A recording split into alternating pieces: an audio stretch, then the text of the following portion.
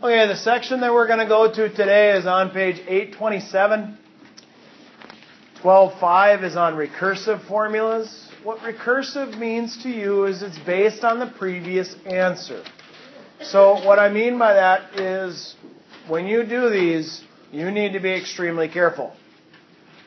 Because if you screw up one number, you've just screwed up the rest of the problem. So if it says, to add things and you say, for instance, that 19 plus 3 is 21, that's a problem. Okay? And I'm saying that or using that as a rule or as a thing because that happened to some of you on that quiz last week.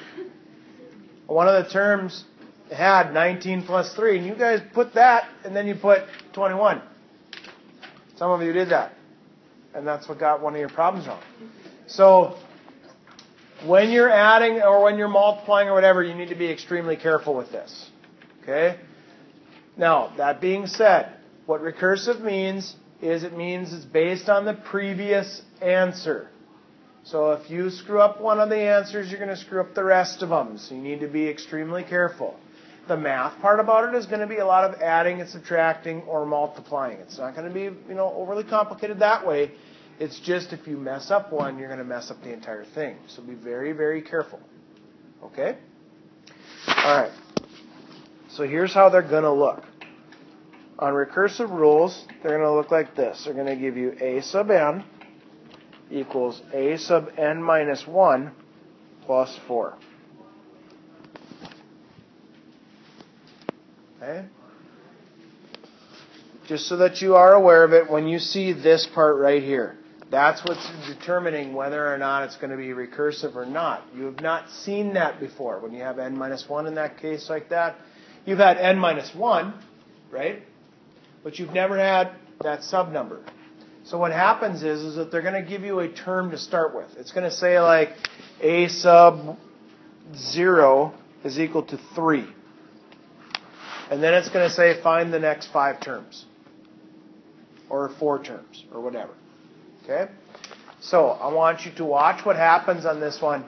And then hopefully you guys can figure out the pattern and maybe go a little bit quicker. If I give you that the 0 term is equal to 3, then let's find the first term. So what does that mean for us? That means we're going to find a sub 1.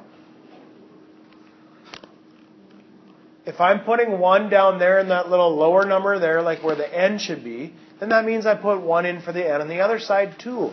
Which means then I'd have a sub 1 minus 1 plus 4. What's 1 minus 1? 0. So what it's saying is a sub 0 plus 4. Well, what number did I give you was the 0 term? 3. So then I end up with 3 plus 4. What's 3 plus 4? 7. Right.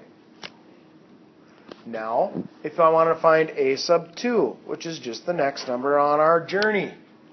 When I put 2 in that little sub number, that means I got to put 2 in the n, or for the other n. So I have a sub 2 minus 1 plus 4. What's 2 minus 1? 1. So what ends up happening is I have a sub 1 plus 4. Do you see now where I'm getting this recursive thing based on the previous answer? So what happened was right here, after I put the 1 in, I got 0. That was the previous answer. We put it here. We added 4. We got 7. Right here, I put 2 in there. I got 1. Well, a sub 1 was 7. So what am I going to write now? I'm going to write 7 plus 4, which is what? 11. What's the next number then? 15. What's the next number? 19, and so on. Okay? So that's what we mean by recursive, is the fact that it's based on the previous answer. Anytime you see the a sub n minus 1, you put the previous answer in that location. That's what it means. Okay? So hopefully that'll help you go a little bit quicker through these, where you'll see that a sub n number, or a sub n minus 1, where it might be able to move a little bit faster through that. If I give you another thing where I have 3 a sub n minus 1, right here, that part, that a sub n minus 1, just means previous answer. So whatever you got the last time, put it in, do it, put it in, do it, and how many ever it says. The directions will say, like, give me the first 4 or whatever. So if I give you the first one, let's say the first one was, I don't know. Taylor, give me a number. 3? What's a sub 2 then?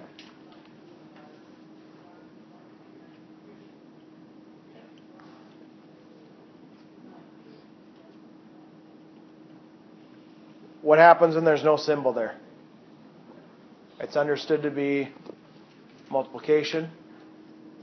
So 3 times 3 would be 9. What's a sub 3?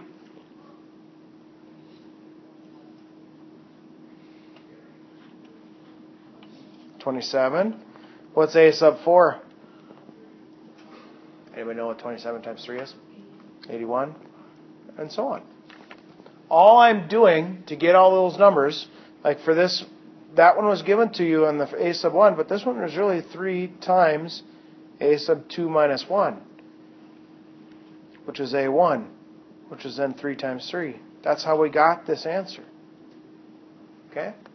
So just so that you know, whenever you see that number like that, or you see that, that sub n minus 1 like that, that just means previous answer. So they give you some concepts in here. They give you this.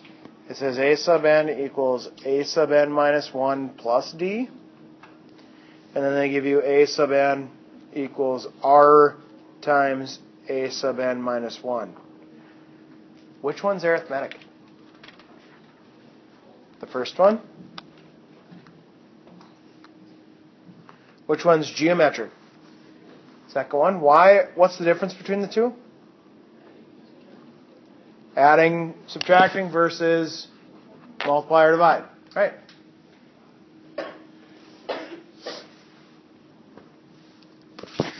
So, if I give you something like this that says 3, 13, 23, 33, 43, I want you to write the rule. So, is this one geometric or arithmetic? Why? I'm adding 10. Good. So, if I want to know the rule for doing this, the rule isn't necessarily that big a deal as compared to what it was before. The rule for this is a sub n equals a sub n minus 1, because we don't know what that number is going to be yet, right? Because that's the number that's based on the previous answer. But what was the difference? You guys added 10 plus 10. I just wrote the rule. The rules are going to be a little bit easier for this one as compared to what they were when you had that section. Remember when we had that section, we had to find A1 and the D? You don't have to find A1. You just got to find the D. Okay? What about this one? 16, 40, 100, 250, 625.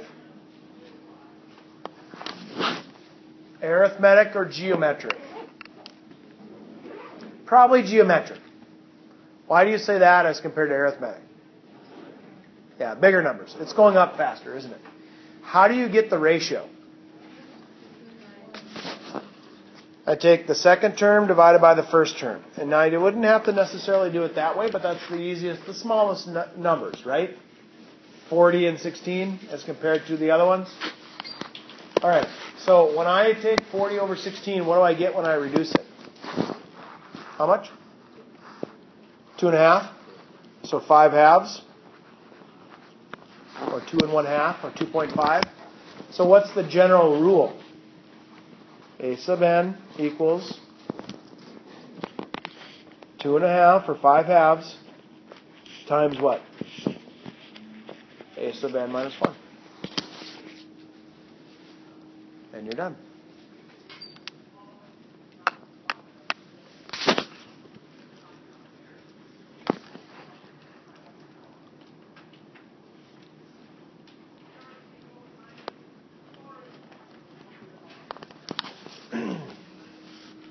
Now I'm going to give you a trickier one. This one is not arithmetic and it's not geometric. It's neither one of those, but it is a pattern. Does anybody see how the pattern works? Or how about you guys take a minute and try to figure it out?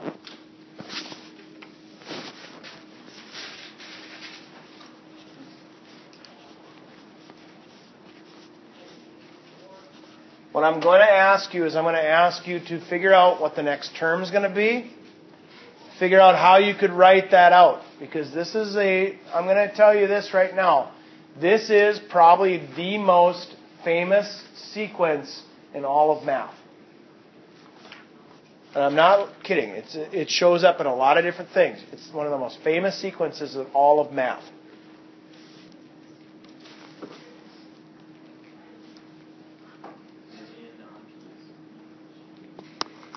Hey, does anybody have an idea how the numbers are generated?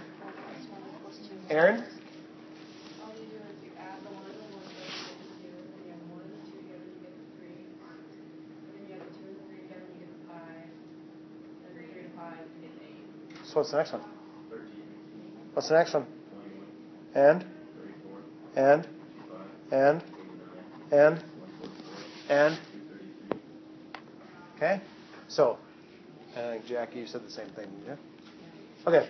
So, what's happening is, as Erin said, she's adding the previous two terms, right? So, how do you write that? You said adding, and you're absolutely correct. And I'm adding the previous, not one term, but two terms. That's what I'm doing.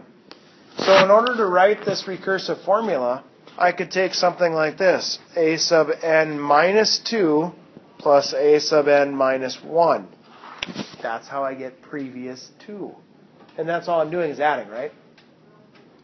Now, as Markel was trying to stumble through his words and try to say what this is called the Fibonacci sequence. It's named after a mathematician by the name of Leonardo Fibonacci. He was Italian. He was way back in, like the 1500s is where he was around. Okay? People used his thing because they found it in a lot of different places. This sequence, for instance, shows up in nature. Whether you believe it or not, it's in trees. When you think about how the tree is formed, like not a pine tree, for instance, but the ones that have branches out, if you were to go at the certain levels or different levels of a tree, you would end up creating this pattern. It's weird how it works, but it happens. You're saying math applies to life. All the time. I have a class called Math Apps. I was kidding. Okay. Also, another place that it shows up is the spiral. Okay, a lot of different spiral places have it. Like those of you who are in Florida, did you guys go to the beach? Anybody find a seashell? Spiraled? It would have been in there if you would have looked at the different things. Like the number of rings on each one would have created that pattern. That also shows up in a lot of different other things. Do you guys know a person by the name of Da Vinci? Ever heard of him? Leonardo da Vinci. He also was fascinated with this thing. He created a lot of different things because way back when he was also involved in a lot of different like Templar stuff. Like hiding a bunch of things and whatnot. They made a movie out of it in a book called the Da Vinci Code. Have you guys ever heard of that or read it? Came out about, 10 years ago maybe? The movie did? I've always wanted to watch it. It was actually a big, back then, a couple of years, or probably before you guys would have been able to watch it, but that was actually a big, huge movie. It was controversial because of all the different things that were going on in it. But one of the things Tom Hanks had to do was break a code that Da Vinci made. Guess what it was? That one. Okay? It's no secret. That thing's been around for years. But that's how you generate it. That's the code for that. It's a sub n minus 2 plus a sub n minus 1. The previous 2. That's how I got that. Okay? So just so that you're aware of it, this is going to go back to, unless you notice that it's an arithmetic or geometric one, it's going to go back to some of those ones where you have to try to come up with it on your own. There's not going to be a set rule necessarily for all of them. Okay? So, if you take a look at page 830 and 831, I'm going to go through the directions with you. On 3 through 11, it says write the first 5 terms of the sequence. Are you guys comfortable with that? Can you guys write the first 5 terms if I ask you to do something like that? Mm-hmm. That's where you put the previous answer in, get an answer, previous answer, get an answer, 5 times. Then, for third... Is this going to be like multiplying answers, or is it going to be like... A little bit of both. It'll give you a formula. Okay. So, here's what the first one has actually for you, Alyssa. It has a sub 0 equals 4, a sub n equals 2, a sub n minus 1. So what am I asking you to do if I don't give you a symbol between the 2 and the a sub n minus 1? Right. So if I want to find the first term, a sub 1, if I were to put 1 in there where the n is, I'd have 1 minus 1, which is 0. But what's the 0 term? What's the starting number they gave you? 4. So what's 2 times 4? That would be 8. Wait, why do you have to multiply them? Because there's no symbol here. So it's understood to be a multiplication. But I thought we were going with the first one. Oh, never mind. We did 1. Now if I want to find a sub 2, I'm going to take 2 times the previous answer. What was the previous answer? So 2 times 8 is... And I keep going until I get 5 of them. Does that make sense? Okay. Then, on the next set of directions, it says, write the recursive rule for the sequence. The sequence may be arithmetic, geometric, or neither. If it's arithmetic, that's where all you have to do is put a sub n minus 1 and then either plus or minus whatever the difference is. If it's geometric, like the one on the board, I put the ratio multiplied by the a sub n minus 1. If it's neither, like the Fibonacci sequence would have been, then you try to come up with it on your own. Okay? Then, the next piece that I guess I didn't actually do with you guys, it says iterating functions.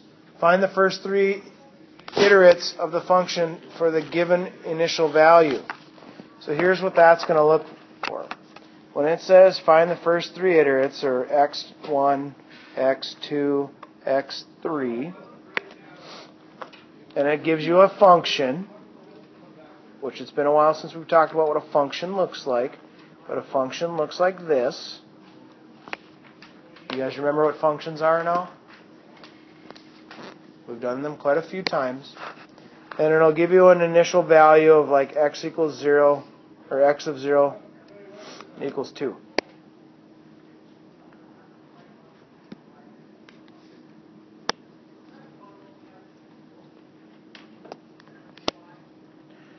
This is the same as you doing the first 5 things, except for how many does it want you to do? 3. Right. So here's what would end up happening. If you wanted to find x sub 1, it would look like this. F of x to the sub 0. That means that you're going to plug this into the x. That's what it means. So for us, for our answer, it's going to be negative 3 times 2 plus 1. I'm putting 2 into the equation and see what I get. So, Katie, what's negative 3 times 2? Plus 1? Thanks, Katie. Awesome. That's the first one. So then what do I do from here? I put that answer back in and see what I get. That'd be the second one. So, to find x sub 2, negative 3 times negative 5 plus 1. Casey, what's negative 3 times negative 5? Plus 1? Thank you very much. Good job. Then to find the third term, I put negative 3 times 16 plus 1. What's negative 3 times 16? Negative what? Negative 48 plus 1? Negative 47. Thanks, Taylor. So those would have been the first 3. it's the same thing as what we did for finding the first 5. You just got to find 3. Okay? So where you're putting the numbers in and seeing what you get. Are you guys comfortable with that, or do you want me to do another one? You guys okay? All right. So on page 830 to 831,